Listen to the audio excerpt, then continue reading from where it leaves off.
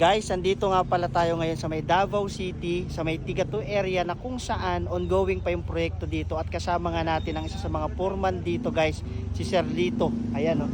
Sir Lito, kumusta ang trabaho natin dito? Okay na, okay. Okay naman. Okay na. So ano yung mga proyekto na ginagawa natin dito sa Davao City ngayon? Box culvert Box culvert. So, sa bypass road. okay, bypass road. Anong bypass road ito, sir?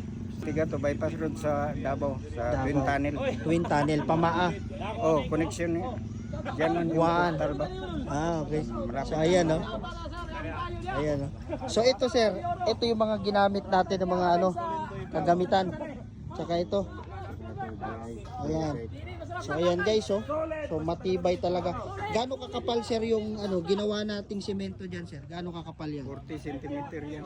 40 cm. So talagang solido. Thickness niya 40 cm. 40 cm. Pulido talaga. Pulido. Sigurado. Ayan guys, oh, sure ball talaga. So ito yung mga nagtrabaho dito guys. Na kung saan makikita natin. Ayan guys, oh. So kung makikita mo guys, ito yung kanilang pagkatrabaho. Ayan, oh. So imagine mo guys, pang matindihan talaga. Kaya alam nyo na guys, dito sa Davao City, sure ball, sigurado ang mga proyekto. So makikita mo na quality, bawal ang ghost project dito sa lugar na to. Let's go! Guys, dito tayo ngayon sa ginagawa nilang box culvert. Ayan o, nakikita mo.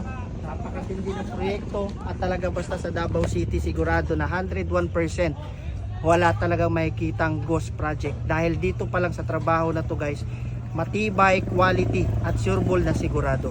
Ayan o, imagine mo, ito yung kanilang ginagawa dito sa underpass ay dito sa Box culvert na tinatawag na kung saan magiging diversion road patawid dito sa may Tigato area at sa may Waan area.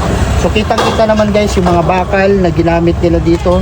Tapos ito, so inaayos na nila para matapos na yung lugar na to. So imagine mo pag natapos yung lugar na to, magiging maganda na ang daanan at mga dadaan dito sa lugar na to. So ano pang hinihintay nyo? Sure ball, sigurado ang trabaho. Guys, grabe oh. Kitang-kita mo naman dito sa Davao City area na talagang sigurado solid na trabaho. Ayan oh.